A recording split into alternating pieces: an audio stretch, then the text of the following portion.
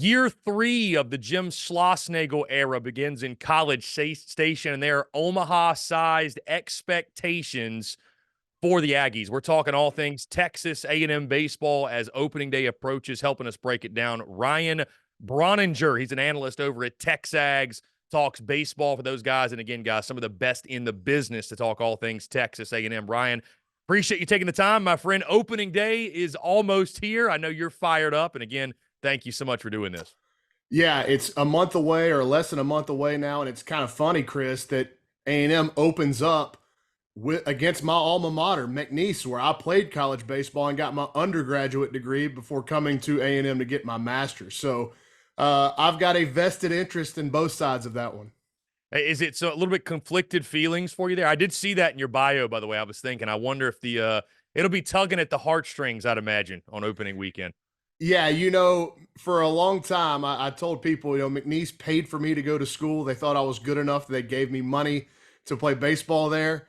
And then Texas A&M, I guess, or Texags hired me and now is paying for this house that I've got, the cars outside, and the wedding that I've got coming up this weekend. So, yeah, I've got some conflicting interest here. So, Ryan, let's dive into it. And before we look at this season, let's look back at 2023. Obviously, the hype and the expectations were sky high last year after Schloss led Texas A&M to the College World Series, a Final Four appearance, I believe the first one in school history. The SEC took its toll last year, as we all know it does, right? You can be a really, really good ball club and go 15-15 or 14-16 in the SEC, and I think Texas A&M somewhat felt that. They lose in the Stanford Regional. Your take on the 2023 season, year 2 of the Schlossnagle era, what went right and more importantly, maybe what went wrong on a season that I think Aggie fans, had those Omaha expectations, and it obviously fell short.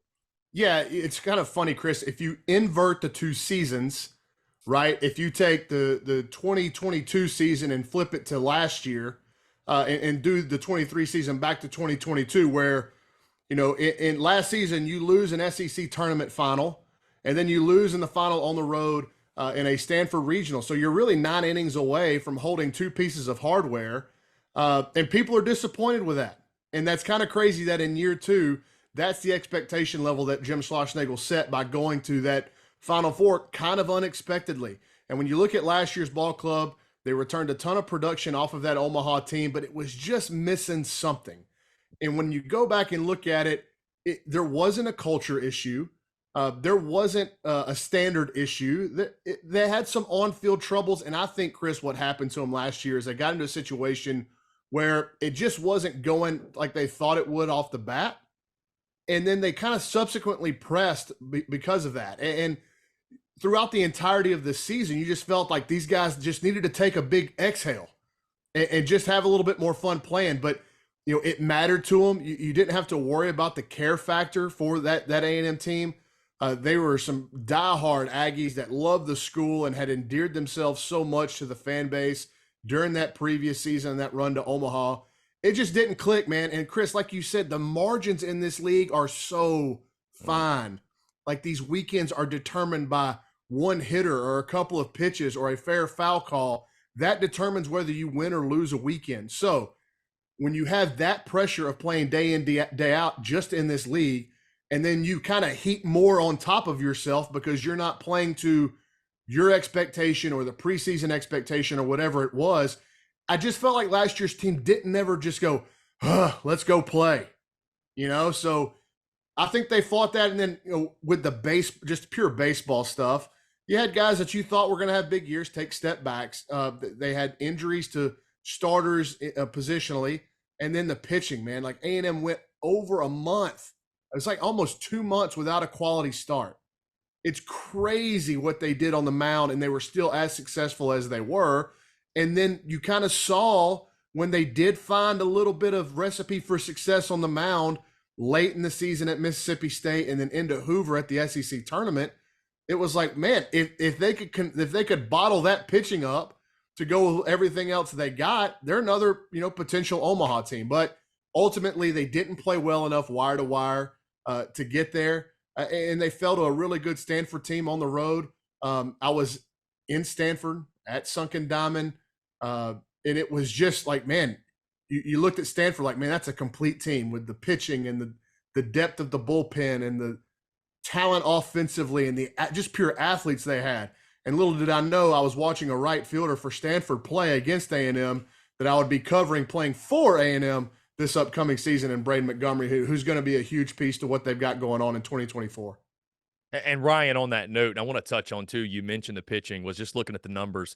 A 7.37 ERA in SEC play for Texas A&M. It's going to be really tough sledding. You're going to make life really tough on yourself when those are your numbers in the best conference in college baseball. But like you mentioned, hired a new pitching coach, by the way. Schloss went out, took action. Max Weiner added new faces, transfer portal, fresh. You're going to say something about the Well, they also set a school record for walks last year by a wide margin. So they did have some turnover at pitching coach. That's a very good segue. Nice job. It's like you've done this before.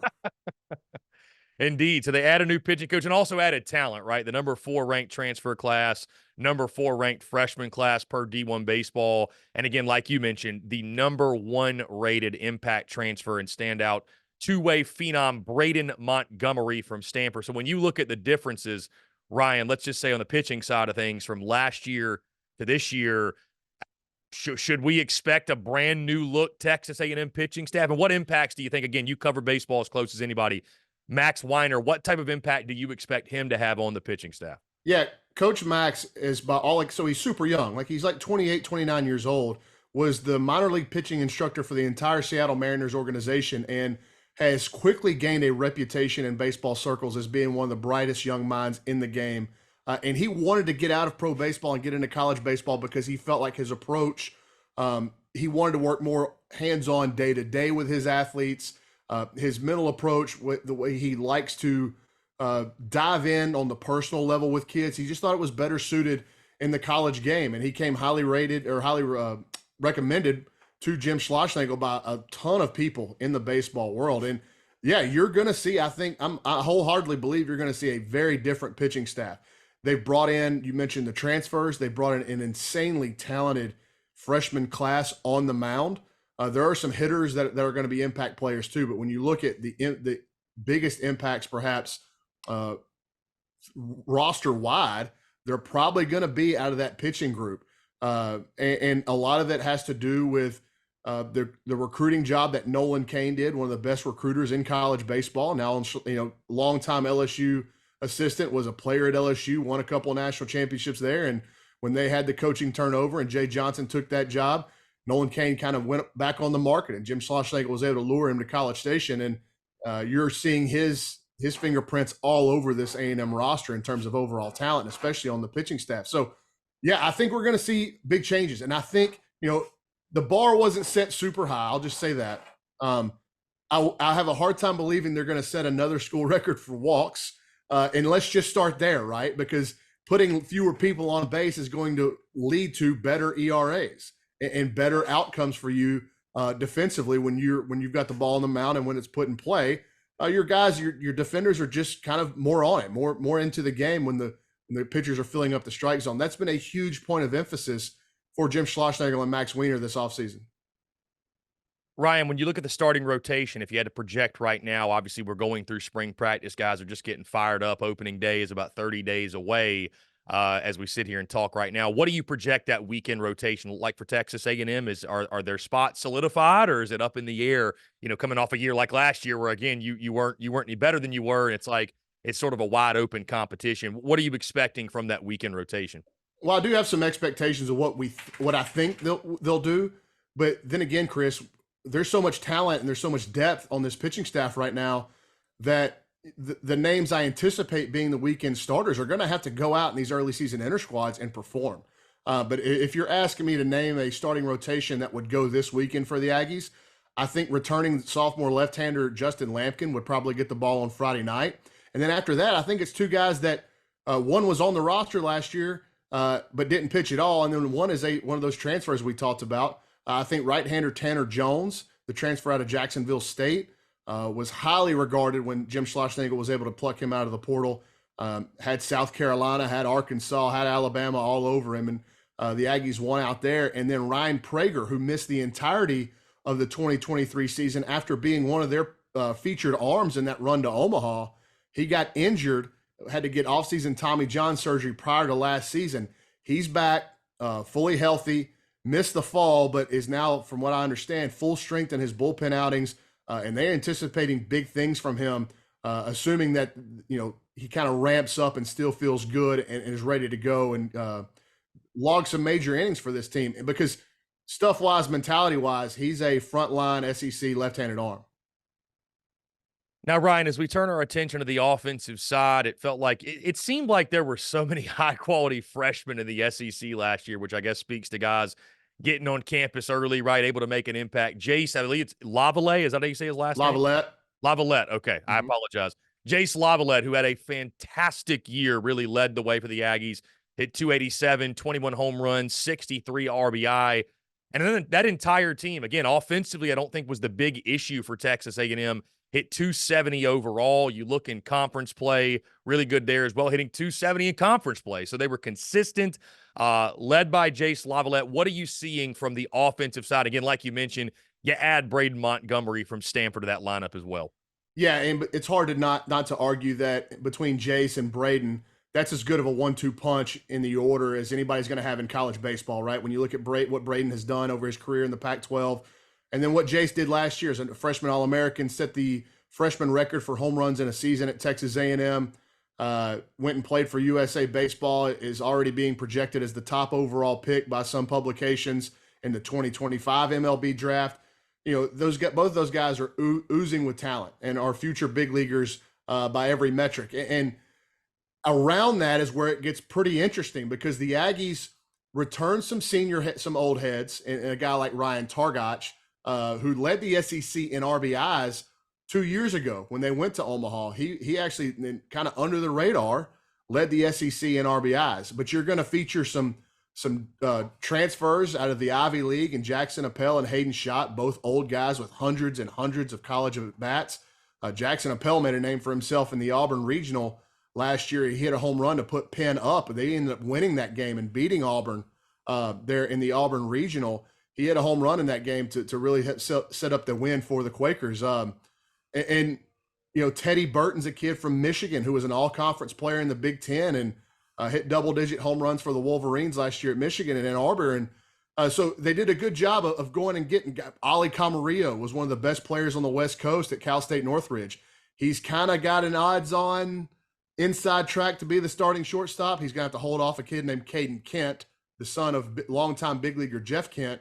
Have to hold him off there, but that'll be a good battle. Two really talented kids with professional futures, no doubt. But the freshman, I guess the new face that has caught the most attention offensively for A&M is a kid named Gavin Grahovic out of Orange, California. One of the best players out of high school on the West Coast last year. Jim Schlossnagle was able to get him to pull himself, or he pulled himself out of the draft right about a week or so before the Major League Baseball draft. He comes to campus. He's 6'2.5", almost. I bet he's probably 6'3". I just saw him the other day. Probably 6'3", 225 pounds. Chris, he looks like he should be playing for Mike Elko. Like, the physicality of this kid is not something they're going to have to worry about early in his career. He's plenty strong. He's got plenty of bat speed. He's as good of a prospect coming into college baseball as Jace Lavalette was a year ago. So they've got some pretty lofty expectations for this kid. He's got baseball in his blood and his background. His dad's a long time baseball coach there and instructor in Southern California. So if these kids play to their potential offensively, this A&M lineup could be pretty salty. Ryan, 86 home runs for the Aggies a season ago. When we talk about offensive approach, should we expect a power lineup yet again? Do you see more hit and run? Do you see more small ball? What's the offensive identity? What do you expect it to be for Schloss's club this year? Yeah, I don't know how much they're going to run. Excuse me. Their best base stealer is probably Jace Lavalette. He led the team in steals last year at 6'6", 235 pounds. Again, just kind of speaks to what type of player and prospect Jace is. But look, when you look around what the possibilities of the lineup could look like, there's still some positional battles that I expect to go on. But man, Chris, I mean, what happens if Teddy Burton is your first baseman and Ryan Targach is your second baseman? Well, that's something like 50 career home runs, college home runs, 60 career college home runs on the right side of your infield, and then you look at Grahovic at third base and you're going, man, there's potential double-digit home run guy as a freshman. Jace, obviously. Braden, obviously. Like, there's a chance for them to pack a little punch. And I'm going to tell you this. Here's a name that nobody is talking about nationally in regards to this A&M baseball team. And I actually talked to a Major League scout this morning who was in College Station. Talked to him this morning. There's a local kid who came to Texas A&M right out of College Station High, about a mile and a half down the road, just right there. Okay, he comes to Texas A&M as a two-way player, pitcher and a hitter.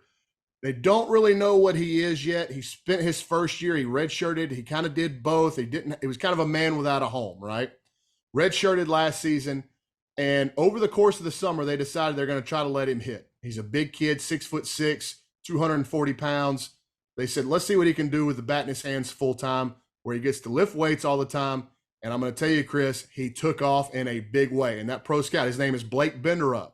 And that pro scout told me this morning, if you didn't know any of the accolades of Jace Lavalette and Braden Montgomery, and they stepped into the cage with Blake Benderup, you would see no difference. You wouldn't know the difference between any of them. And so this is a kid that's going to impact the lineup, probably the middle of the lineup, in a big way, either at first base or as the DH. That's a great segue, Ryan. And my next question, I was going to ask you again. We know about the headliners, we know about the mainstays with the Texas A&M Aggies, but who are guys either on the bump or in the box that you think could emerge this year as breakout stars that we get to the end of the season? Maybe if the Aggies get to Hoover, we're talking about as key pieces as to why they got there. Yeah, so I think there's two ways I can answer that question. I think there's X factors. Like, if these guys play well, this A&M team is going to be tough to deal with. Offensively, I think it's Ryan Targach. Had a little bit of a down year last year.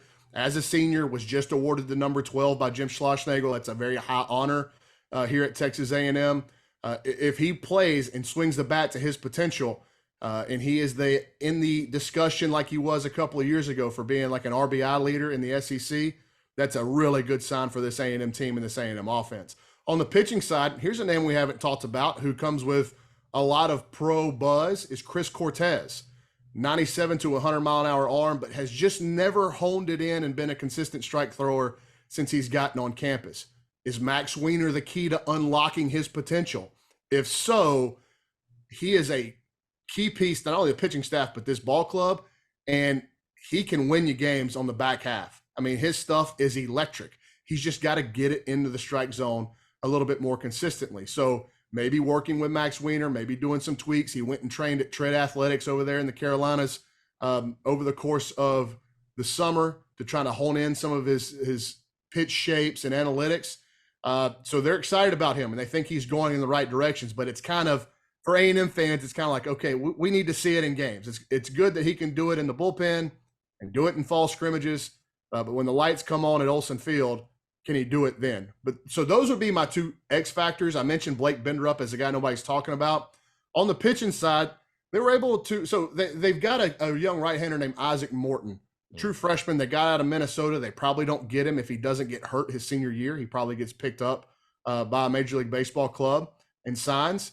They get him to campus. He's a little thin right now, as most freshmen are. But again, talking to the pro scouts that go out to these fall scrimmages, they say that's one of the best young right-handed arms they've seen in a while in college baseball. So there is, maybe as he gets lathered up and going in April and May, maybe he starts taking a big stick up. And there's one more, man, that I just think, I don't know that he's going to lead the team in innings, but I think he's going to lead the team in appearances. And it's a transfer from Arizona State named Brock Peary. He's a submarine right-hander that kind of throws across his body. So, like, he could pitch to two hitters every night for in 30 games. He had 30 appearances this year, Chris. And so, again, a guy that nobody's talking about that could have a huge impact on the outcomes of games and the outcome of these SEC weekends. As you look, Ryan, at the 2024 schedule for the Aggies, we already talked about they open up with your alma mater, McNeese State, for a 3-game set. As you look at the rest of the schedule, specifically non-conference, right? Incarnate Word is sort of a fun midweek, right? They've been a fun story. You do have tournament play, right? Going at the Globe Life, taking on Arizona State, Southern Cal.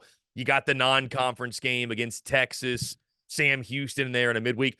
what jumps out to you from non-conference play specifically? I mean, it seems pretty manageable, and obviously you get to test yourself as well early in Arlington, and of course that matchup against the Longhorns, which is always a ton of fun. Yeah, I think it's that 4-game stretch that you mentioned that starts at Globe Life there at the 1st of March. Arizona State, USC, Arizona State. It's good Pac-12 competition, and it's going to be indoors, so you're going to get clean in terms of weather.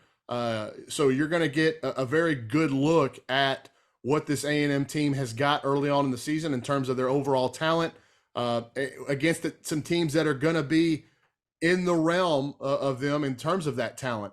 But it's that 3-game set in Arlington, and then you follow it up there with that Tuesday night trip to Dish Falk in Austin. I think that 4-game run right there, Chris, would probably be my highlighted bunch of the non-conference slate.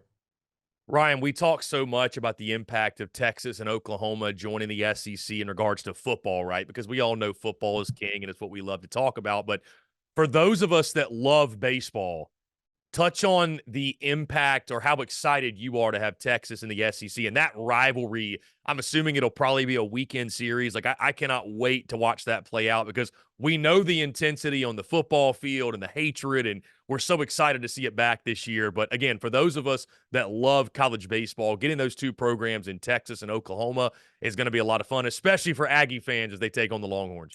Yeah, sure. And for me, I've kind of got a special interest there. I coach travel baseball in the state of Texas for one of the largest organizations down here, and I've been doing that since 2010 when I came to A&M and got started to pursue my master's here, and started working with the 12 Baseball Academy. Then when I think we had like 14 total teams. Now we've got branches all over the state of Texas. We've got kids that come and play from Lufkin all the way down in the valley to San Antonio up to Waco.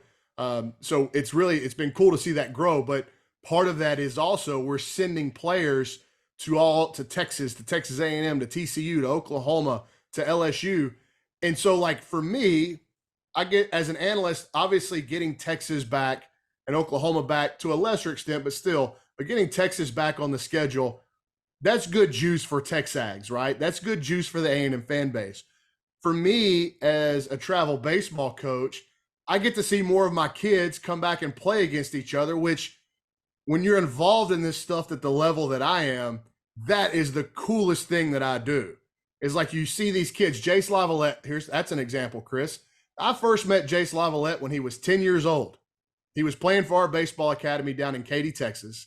And at that time, he was a short, pudgy kid that laughed and ran around the field like crazy and just loved being on the baseball field. Now he's 6'6" and 230 pounds and one of the best prospects in the country. So, it's stuff like that. Connor Wigman, who quarterback at Texas A&M, met him when he was 11 years old playing for our baseball academy. So when you do this long enough, you start to see these kids come through the organization and then go out and play at these big programs. And that's the most fun, man. It's just getting to see them come together and representing the most powerful universities in this state and in this region. And they're doing it in front of 12, 20,000 people.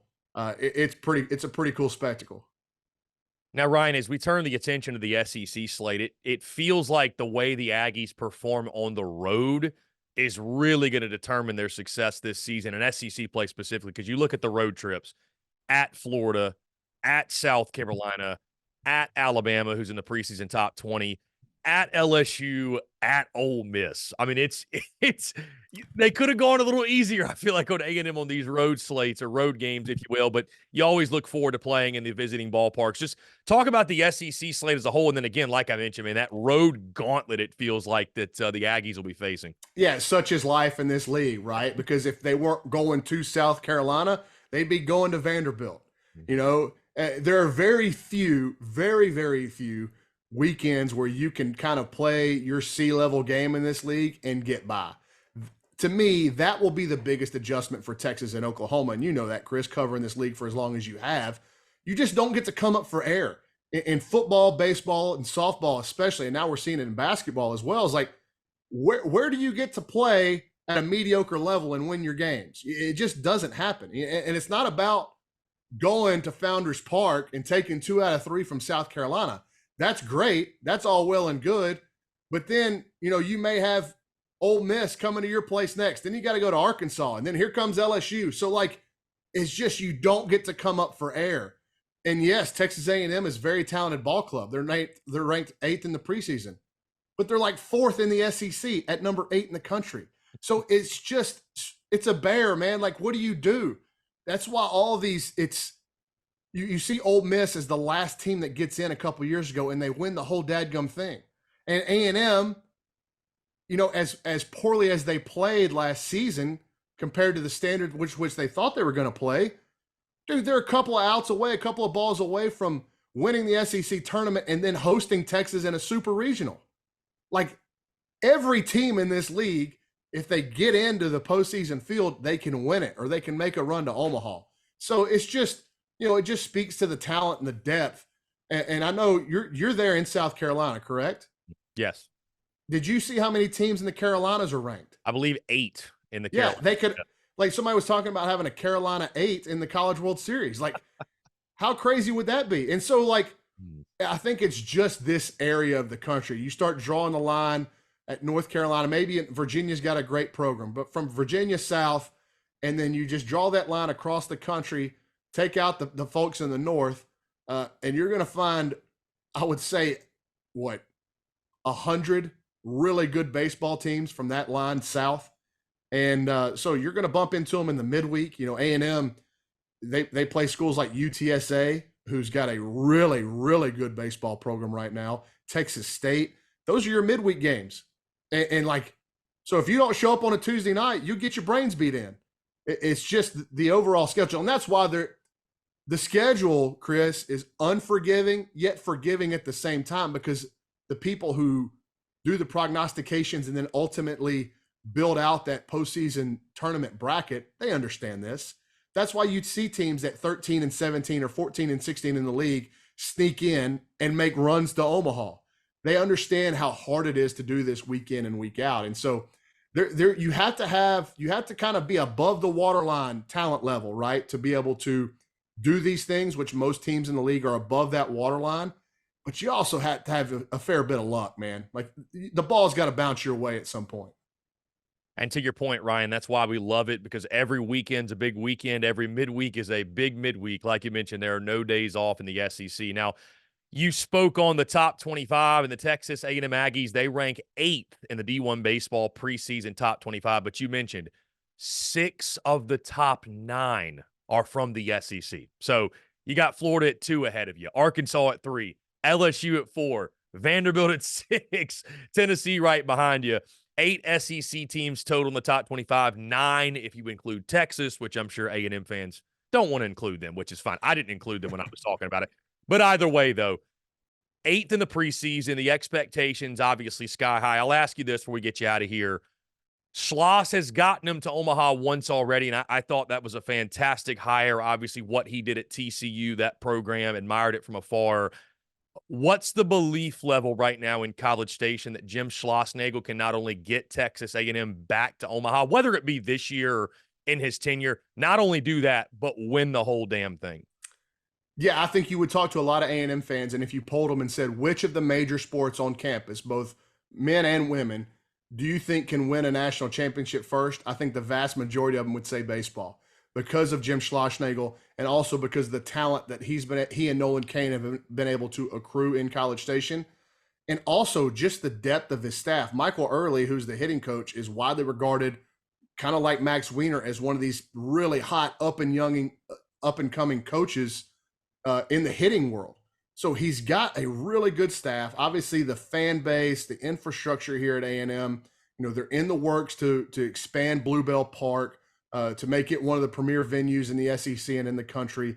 The ball's going in a big direction forward for this A&M baseball program under Jim Schlossnagle. And yeah, man, I think every year, every coach in this conference is going to sit down in these January meetings with their staff and go, okay, on this roster, do we have what it takes from a talent perspective to get to Omaha? And I think Jim Schlossnagle and his staff would answer that in the affirmative confidently. Like, I think this is his most talented and deepest team he's had at Texas A&M, and I don't think you'd get any kind of argument from any kind of pro scout or anybody, a Kendall Rogers or these national analysts who have been out here this fall and watched A&M play in these scrimmages against U of H or even against themselves. I would say that this group has got a chance. It's more talented than the year one group, and it ain't even close, Chris. Like they ain't even the same stratosphere in terms of overall talent. So yeah, they can get there and they can make a run at it, but it's, flip a coin with this league, right? They could just as easily find themselves going on the road to a regional like they did last year. It's like I said, you got to have some luck with this thing. Ryan, is there a better tradition in college baseball than the ball four chance at Bluebell? Yeah, it's pretty funny having played against it and been on the other end of it. I'm playing first base for McNeese in the late 2000s, and we're playing at Olson Field, and we're getting ball 5, ball 6, ball 7, and you just look up there and you kind of just put your head in your glove and kind of laugh. But it's crazy how it does affect some of these kids, and the more you dig yourself in that hole, the louder it gets. And it's a fun atmosphere. There are some great venues in this league, some outstanding baseball fan bases. But A&M, as with a lot of their traditions, it's just unique, and they've done a good job of making it their own. It's a very different experience than going to Kyle Field, but it's all kind of niche to Section 203 and the Raggies and all that kind of stuff. They've kind of made it their own atmosphere in their own place. But yeah, it's fun and it's cool to see, especially when they pack the place in for a big weekend series or a regional game. They had TCU come in a couple years ago for that regional, and man, it was electric in there. And the ball 5, ball 6 chants were as loud as I've ever heard them. So yeah, it's pretty cool. Ryan Brauninger, baseball analyst for Tex Aggs. Ryan, appreciate you taking the time, my friend. One of the best in the business, truly. Best of luck to Texas A&M, and can't wait to watch Schloss's crew do it again this year. Thanks so much for having me, Chris, and I look forward to maybe joining you during the season. We'll talk some more. I could do this all day. Indeed, man. We'll talk ball soon. All right, buddy.